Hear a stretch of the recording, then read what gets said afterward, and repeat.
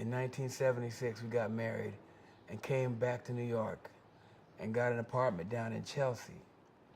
And so me and her would go out every night, go down to Boomers, to the Village Gate, over to this club, sit outside. We had a spot where we could sit outside the club and listen and not have to pay. And I'd have my horn with me, and cats started to notice us.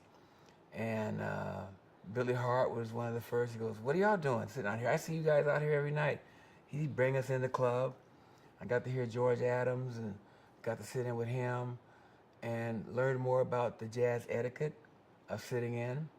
You know, like going and listening to the band for a few days, getting to know the people in the band, and then maybe sitting in on a Sunday, the last night, not trying to ask to sit in on opening night, because you know how hard it is to get a gig in New York to present your music. You don't need some little young squirrel, "Hey, can I sit in?" You know, you come in, you get to know the people, know the band, come back, let them know you're listening to the material. And so by the last night you ask, "Can I sit in?" So I learned more about etiquette during that period. And I also met a man named Joe Kingston, who used to play bass, and he was really good friends with Curtis Fuller and Art Blakey and a lot of folks. And he used to be around the club scene. And he took a liking to me, and he said, "You know, you need to meet the boo, you know, Art Blakey." He said, "Art Blakey would like you. You need to meet the boo." And then he said, "I'm going to introduce you to my good pal, Curtis Fuller."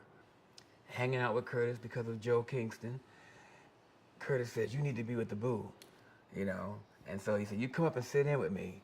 So I used to go up to Storyville, and Curtis would bring me in and let me sit in, you know. And I think Harold Mabry was there one night, maybe even Kenny Barron. He remembers Storyville. And so Joe, meanwhile, got in contact with Art, and he had just gotten back from Canada, and it was his birthday. So when he got in, I think the Messengers played the Village Gate that night. So he brought him up to Storyville to hear this young guy, and brought him a bottle of champagne. See, it's social art form, you know. That's what I started learning, it's social. So you have etiquette. So he brought him up there with the champagne to hear this guy. Butch Miles was on drums, and we were up there playing. And next thing I know, Art got up there, and they have this thing where they'll take the stick, and then Butch will get out and then hand the other stick to Art. Then Art will sit down, and all of a sudden, the whole feeling of the groove changed. It was like you're going down the road doing 70, and a big semi comes doing 80 and boosh you behind, you know. And I look back and go, "Oh my gosh, it's Art." He's like, "Blow, blow, blow," you know. I'm like, "Whoa," you know. Awesome. So I was like, man, we get off the bandstand. He grabs me by the arm, takes me into the men's room. I call it the jazz office.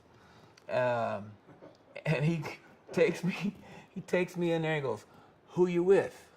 So there was that question again. And I was getting that all through the time. Nobody ever said, "Hey man, you sound good, I like the way you play," nothing that. They would just go, "Who you with?" So that was my validation. And Art goes, "So who you with?" I said, "Nobody." "How would you like to be a jazz messenger?" Yeah, you know.